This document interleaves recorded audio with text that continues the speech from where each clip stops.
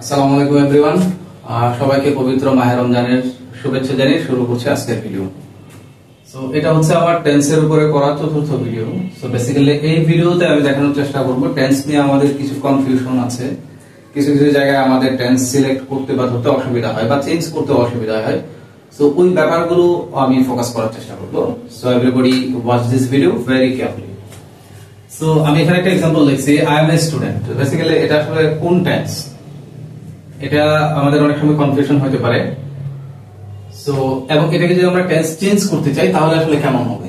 For example ধরেন এটা হচ্ছে প্রেজেন্ট ইনডিফিনিট টেন্স। সো এটাকে যদি আমি পাস্ট ইনডিফিনিট করি তাহলে এটা হবে I was a student, right? তো এটাকে যদি আমি প্রেজেন্ট কন্টিনিউয়াস করি তাহলে আসলে কি হবে? তাহলে প্রেজেন্ট কন্টিনিউয়াস করলে সেন্টেন্সটা হবে এরকম। তাহলে স্ট্রাকচারটা আমরা দেখি, প্রেজেন্ট কন্টিনিউয়াস টেন্সের স্ট্রাকচার হচ্ছে subject plus am is are plus verb 1 plus ing plus object। So এখানে আমি subject plus am is are plus verb 1 plus ing plus object যদি লিখি তাহলে এটার প্রেজেন্ট কন্টিনিউয়াসটা কেমন হতে পারে? Let's see this. তাহলে প্রথমে আসেন সাবজেক্ট, তারপর হচ্ছে স্ট্রাকচার অনুযায়ী am is are, তাহলে I am, তারপর হচ্ছে verb 1 plus ing। এখন এখানে কথা হচ্ছে এই সেন্টেন্সে আসলে ভার্বটা কি। সো বেসিক্যালি এই সেন্টেন্সের মূল ভার্ব হচ্ছে am, অর্থাৎ প্রত্যেকটা বি ভার্বে কিন্তু মূল ভার্ব হিসেবে ব্যবহার হতে পারে। ওকে, সো এখানে am টা হচ্ছে মেইন ভার্ব। তাহলে এটার মেইন ভার্ব আমরা বুঝবো কিভাবে? সো মেইন ভার্ব বোঝার সিস্টেম হচ্ছে এই ভার্বটা নিজেই ফাংশন করবে এবং তার একটা মিনিং থাকবে। যেমন ধরেন আই এম এ স্টুডেন্ট, এখানে am এর কিন্তু একটা অর্থ আছে। আই এম এ স্টুডেন্ট মানে হচ্ছে আমি হই একজন ছাত্র। বাট আমি যদি এখানে লিখি আই এম রিডিং আ বুক, এখানে কিন্তু am এর কোনো অর্থ নাই।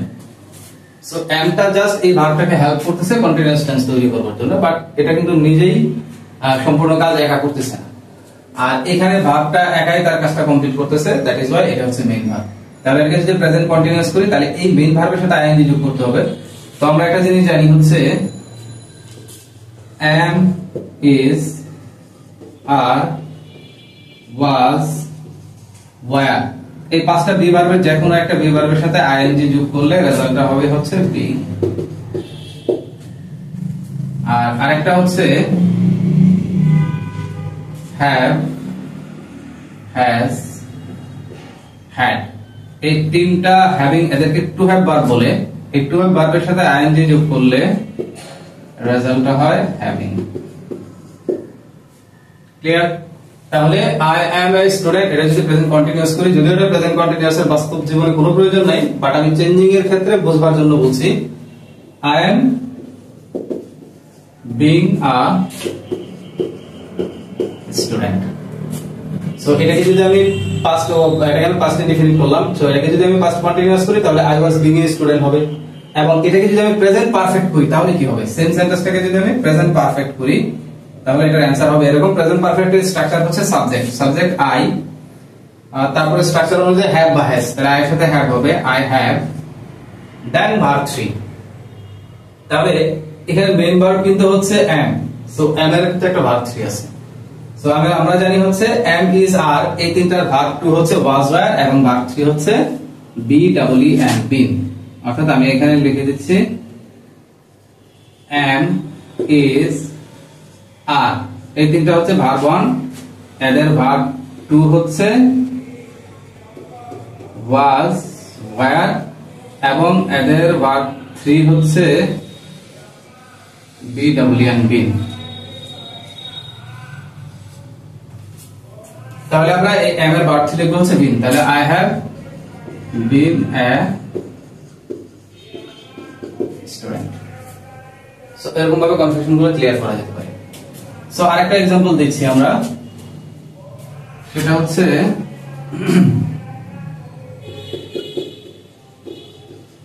she has many friends, তার অনেক বন্ধু আছে। তাহলে এটা বেসিক্যালি প্রেজেন্ট কি টেন্স? Present indefinite tense. অনেকেই মনে করে এটা প্রেজেন্ট পারফেক্ট হতে পারে কারণ এখানে হ্যাজ আছে। আসলে ব্যাপারটা এরকম না। কারণ হচ্ছে প্রেজেন্ট পারফেক্ট টেন্সের স্ট্রাকচার হচ্ছে সাবজেক্ট প্লাস হ্যাভ হ্যাজ, তারপর একটা ভার্ব 3 থাকতে হবে।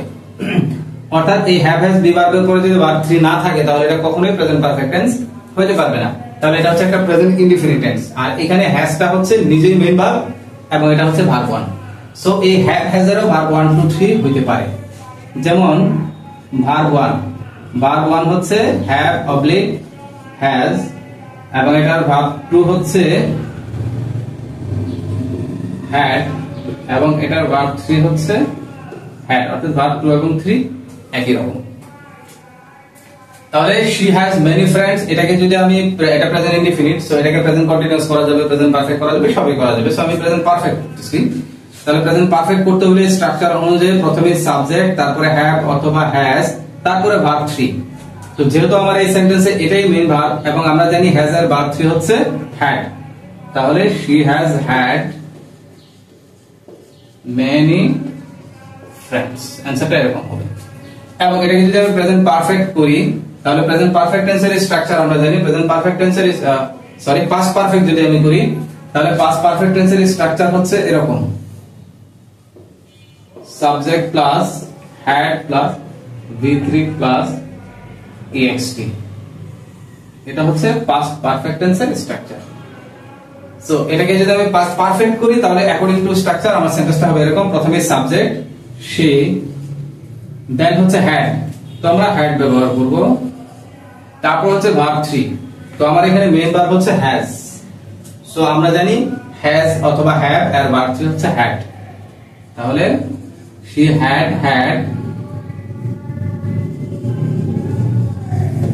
many friends।